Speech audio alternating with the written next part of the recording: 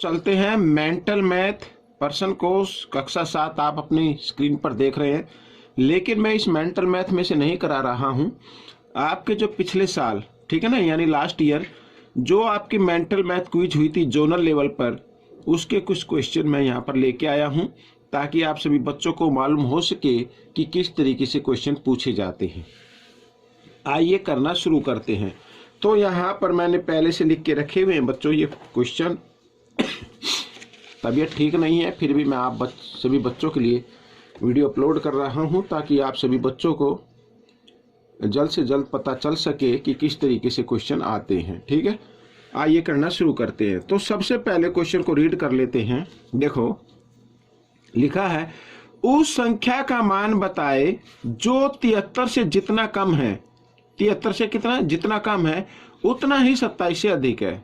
ठीक है, मान लो वो संख्या का मान है, माना यहां पर मैं लिख देता हूं, माना संख्या का मान बराबर x है। ठीक है, यहां नहीं लिखा 73 से जितना कम है।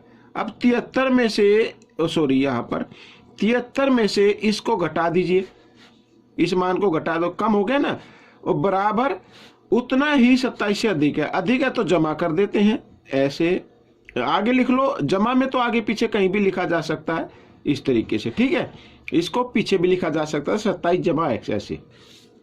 आइए करना शुरू करते हैं। तो बच्चों यहाँ पर हमें क्या करना है, x को एक तरफ ले आना है। यहाँ पर ये -x है, अब ये इधर +x है, इधर आकर ये जो लेफ्ट यानी दाई तरफ आएगा तो ये भी माइनस का हो जाएगा, और यहाँ पर 27। ठीक है बच्चों, और ये 73 देखो यहाँ पर जमा का है ना, बराबर के निशान से इधर लेके आते हैं सीधे हाथ की तरफ, तो यहाँ पर ये हो जाएगा घटा का। अब घटा x और घटा x, घटा 2x, और यहाँ पर घटा जमा घटा। ठीक है, बड़े नंबर के सामने घटा का निशान, इसलिए घटा का निशान आएगा, और घटा से घटा के निशान को आप काट भी सकते हैं। आइए घटा लेते हैं। तो यहाँ पर 3 में से 7 जाएंगे नहीं, यहाँ से एक हासिल लेंगे, 13 में से 7 गई 6, यहाँ पे रह गया बच्चों 6 में से 2 गया 4। ठीक है, इस तरीके से। तो अब x का मान निकाल लेते हैं। देखो x बराबर 46, और 2 इधर क्या है, गुणा में इधर आकर भाग में आ गया। 2 से 2 दूनी 4, 2 तिया 6, तो x का तो मान आ गया 23। लेकिन संख्या कौन सी होगी, अब इसमें लिखा है 73 से जितना कम है, तो 73 में से 23 आप घटा लीजिए, तो 3 में से 3 गए 0, 7 में से 2 गए 5। फिर लिखा 27 से अधिक है उतना है, तो इसको भी जांच करके देख लेते हैं। तो 27 से अधिक है, यानी 27 जमा 23। ठीक है, x का मान लिया ना, यहाँ पर 7 और 3 10, 2 2 4 और 1 5। तो बच्चों ये आपका आंसर आ गया। ठीक है, इनमें से कोई भी एक आंसर आप लिख सकते हैं। अब आगे के जो क्वेश्चन है बहुत ही इजी हैं, आइए करना शुरू करते हैं। यहाँ पर बच्चों x का मान बताना है। ठीक है, यहाँ पर ये संख्याएं समान अनुपात में लिखी हुई है, तो आपको क्या करना है, आपको करना जो अंदर की तरफ लिखे हुए संख्या हैं, ठीक है ना, ये तो बाहर की तरफ हो गई, जो अंदर की तरफ संख्या लिखी हुई है उनको आप अलग से गुणा कर दें इस तरीके से, और बराबर का निशान लगाए, और अब जो बाहर की तरफ लिखा हुआ है उनको गुणा कर ले। अब x का मान निकालना है तो निकाल सकते हैं, 15 इधर गुणा में है, इधर आकर ये भाग में आ जाएगा। 3 से 3 पंजे 15, 3 सत्ते 21, 5 एकम 5, 5 दूनी 10। ठीक है, हो गया, तो 7 दूनी 14, ये आपका आंसर आ गया। ठीक है, अगला प्रश्न देख लेते हैं। x का मान निकालना है, करना वही है जो अंदर के पद हैं। ठीक है, अंत पद बोलते इन्हें वैसे, तो इनका गुणनफल बराबर बाह्य पदों का गुणनफल, ये इस तरीके से। ठीक है, अब हमें निकालना x का मान, तो 20 गुणा 21 और 14 इधर गुणा में, इधर आकर भाग में। 7 से 7 दूनी 14, 7 तिया 21, 2 से 2 एकम 2, 2 दाई 20, 10 तिया 30, ये आपका आंसर आ गया। ठीक है, आगे देखो। अब यहां पर लिखा है बच्चों कि 10 मिनट और 7 घंटे का अनुपात क्या होगा। अब अनुपात ज्ञात करने के लिए आपको एक चीज याद रखनी है, दोनों तरफ की राशियां सेम होनी चाहिए। यहां पर सेम नहीं है, एक जैसी नहीं है, ये मिनट है, ये घंटे हैं, तो आपको क्या करना है, इस घंटे को भी मिनट में बदल देना है। ठीक है, पहले मैं इसको अनुपात में लिख लेता हूं, 10 और यहां पर बटे 7, ये अनुपात ही होता है बच्चों। अब ये तो मिनट है, ये मिनट नहीं है, ठीक है ना। तो हम इसको मिनट बनाने के लिए क्या करेंगे, 60 से गुणा कर देते हैं। 1 घंटे में 60 मिनट होती हैं, 7 में कितनी होंगी, 7 गुणा 60, 0 से 0। तो यहाँ पर ठीक है 1 और 7 6 42, तो 1:42 आ गया बच्चों यहाँ पर। ठीक है, ये आपका उत्तर बन गया। आगे देखो 110 मीटर और 22 किलोमीटर का अनुपात क्या होगा। अब इसमें भी अनुपात ज्ञात करना है, तो आपको दोनों तरफ एक जैसी राशि बनानी होगी। यहाँ पर ये मीटर है, ये किलोमीटर है, और 1 किलोमीटर में कितने मीटर होते हैं, 1000। तो इसको 1000 से आप गुणा कर दे। ठीक है, 1 0 से 1 0, 11 कम 11, 11 दूनी 22। तो ऊपर तो बचा 1, नीचे कितना हो गया, 100 गुणा 2, 200 हो गया, यानी 1:200 का आ गया। ठीक है, ये आपका आंसर आ गया। आगे देख लेते हैं। देखो ये भी आसान है, x का मान ज्ञात करना है। ठीक है, फिर वही बाह्य पदों का गुणनफल, बाह्य पदों का गुणनफल यहाँ पर, तो यहाँ पर 2x है, तो 2x गुणा 6 और बराबर अंत पदों का गुणनफल 28 गुणा 24। ठीक है, अब यहाँ पर 6 दूनी 12, तो 12x बराबर 28 गुणा 24। ठीक है, इधर निकाल लेते हैं। तो x का मान 28 गुणा 24, ठीक है, और 12 इधर गुणा में इधर आकर ये भाग में आ गया, 12 कम 12, 12 दूनी 24।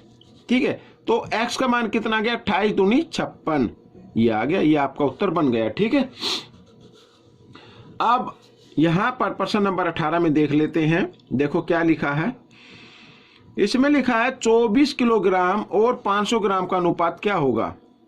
तो अनुपात ज्ञात करने के लिए दोनों तरफ की राशि को आपको सेम बनाना है। ये तो ग्राम है, इसको ग्राम में चेंज कर लो, तो आगे वाला नंबर हमेशा ऊपर आता है। तो 24 किलोग्राम में कितने ग्राम होंगे, 1 किलोग्राम में 1000 ग्राम होते, तो 24 में 24 को 1000 से गुणा कर दो और नीचे ये लिख दो 500। ठीक है, 2 0 से 2 0, 5 एकम 5, 5 दूनी 10, यहाँ पर 24 गुणा 2, 48 आ गया बच्चों, 48/1। तो अनुपात क्या होगा, 48:1 होगा। ये आपका उत्तर बन जाएगा। आइए आगे कर लेते हैं। प्रश्न नंबर 19 पर x का मान ज्ञात करना है बच्चों यहाँ पर। ठीक है, तो यहाँ पर आप देख रहे हैं ये एक समकोण त्रिभुज है। ये जो निशान होता है ना समकोण त्रिभुज का होता है, तो इसमें हम पाइथागोरस थ्योरम यूज करेंगे, पाइथागोरस प्रमेय जिसे आप बोलते हैं हिंदी में। तो उसका नियम क्या कहता है, जो 90 डिग्री के सामने भुजा होती है उसे तो कहते हैं कर्ण। तो समकोण त्रिभुज के अंदर कर्ण का वर्ग बराबर होगा शेष दो भुजाओं के वर्गों के योग के। ठीक है, तो यानी कि 25 का वर्ग बराबर होना चाहिए x का वर्ग जमा यहाँ पर ये दूसरी भुजा यानी 7 का वर्ग, ऐसे। तो 25 को हम 2 से नहीं 2 बार गुणा करना है, 25 गुणा 25 ऐसे करना है। कभी आप 25 को 2 से कर दे, तो 25 को जब 2 बार गुणा करेंगे 625 आ जाएगा। यहाँ पर x की घात 2 और 7 को 2 बार करेंगे तो 49। ठीक है, आप क्या करें, इस वाले पद को इधर लिख लें, ऐसे भी कर सकते हैं, बराबर 625। अब यहाँ पर जो लिखा जमा 49 लिखा हुआ है बच्चों, ठीक है ना। तो जमा 49 को मैं इधर लेके आता हूं, तो ये घटा 49 बन जाएगा। अब यहाँ पर बच्चों हमें घटा देना है, 5 में से तो 9 नहीं जा सकते, यहाँ पे आ गया 15, हासिल लेंगे 15 में से 9 गए 6, यहाँ पे 1 रह गया, 1 में से 4 नहीं जाएंगे, हासिल लेंगे 11 में से 4 गए 7, और यहाँ पे रह गया 5। तो आपको निकालना है, अब यहाँ पे क्या था, ये वर्ग था, जब बराबर के साथ से मैं इधर लेके आऊंगा तो इसको वर्गमूल में मैं बदल देता हूं, और 576 का वर्गमूल होता है बच्चों 24। ठीक है, तो ये आपका उत्तर बन जाएगा 24 सेंटीमीटर। x का मान आ गया। इसी प्रकार अगले प्रश्न में भी हमें x का मान निकालना है, और यहाँ पर बच्चों ये देखो, ये 90 डिग्री कोण यहाँ पे बनेगा, तो इसके सामने जो भुजा होती है वो क्या होता है, कर्ण। कर्ण का वर्ग बराबर होगा शेष दो भुजाओं के वर्गों के योग के बराबर, यानी x का वर्ग जमा 24 का वर्ग बराबर होना चाहिए कर्ण का वर्ग। इस तरीके भी लिख सकते हैं। ठीक है, कर्ण को एक तरफ लिखना है, या तो आप लिखे दाएं तरफ या लिखे बाएं तरफ, कोई दिक्कत नहीं है। आइए, तो x की घात 2 और 24 को जब 2 बार गुणा करेंगे, यहाँ पर देखो 24 का वर्ग क्या है 576, तो 576 लिख दीजिए, और 40 का वर्ग होगा बच्चों 1600। ठीक है, अब बराबर। अब क्या करना है आपको, 576 को इधर 1600 के बराबर में लेके आएंगे, ठीक है। यहाँ पर बराबर के साथ से जब इधर आएगा तो ये घटा का हो जाएगा और हम इस तरीके से इसको लिखेंगे।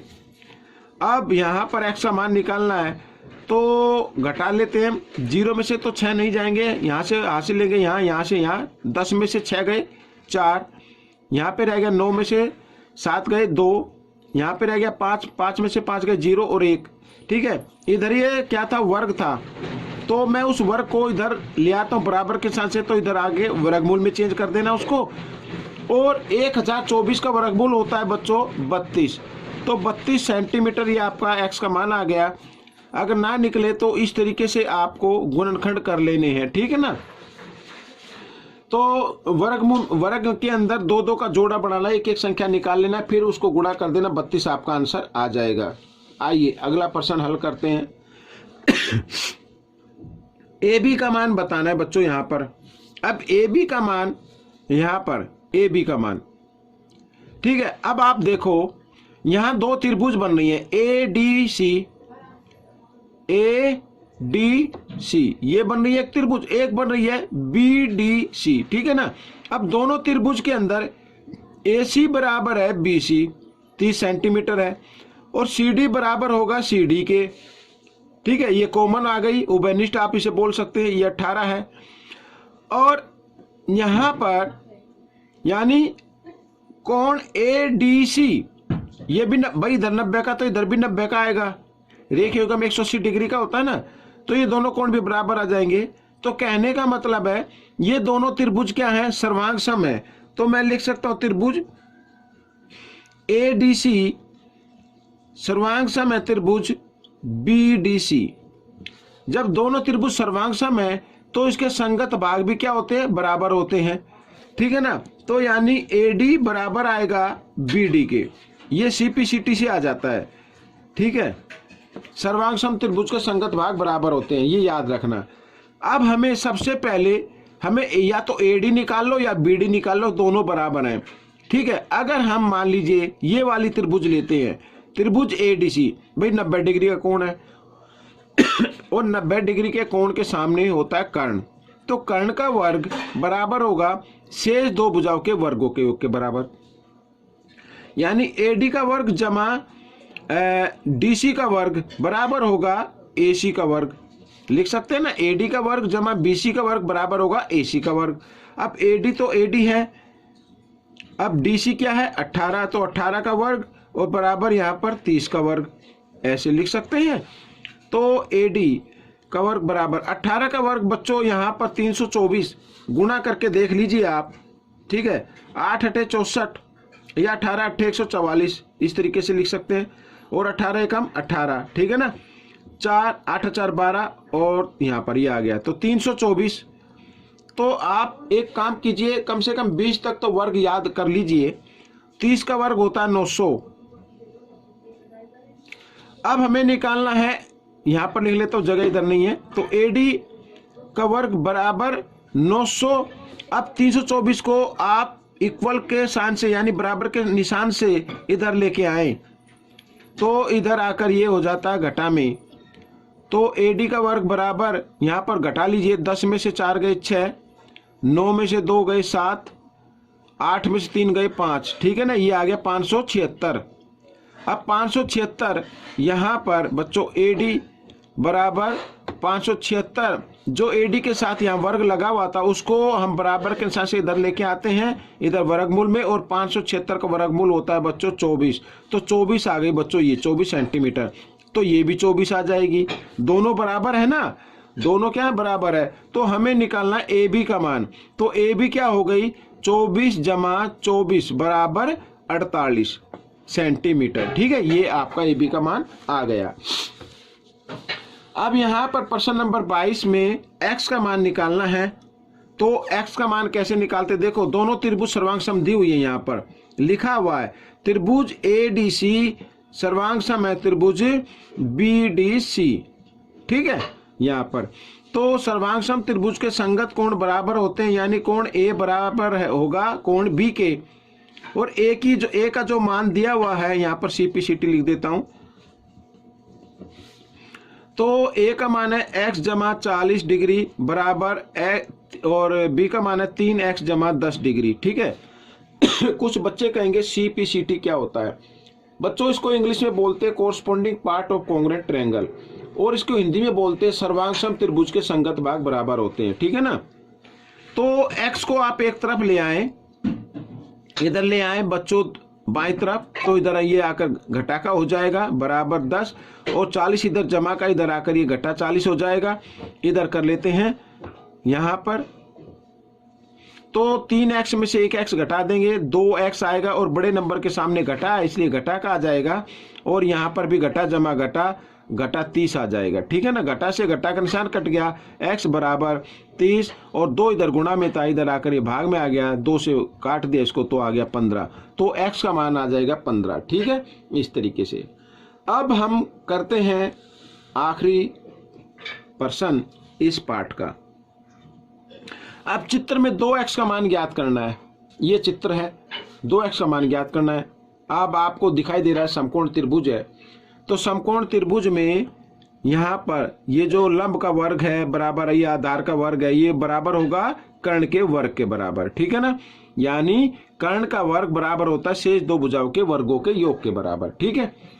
तो x की 2 जमा 4 को 2 बार किया 16, और 5 को 2 बार गुणा करेंगे 25, x की घात 2 बराबर 25, इधर जमा 16 इधर आकर घटा 16 हो गया, 25 में 16 घटा दी 9 आ गया, और x बराबर 9, ये इधर वर्ग था और बराबर के साथ इधर लेके आए तो वर्गमूल में चेंज, और 9 का वर्गमूल होता है 3। ठीक है। 3 सेंटीमीटर ये x का मान आ गया।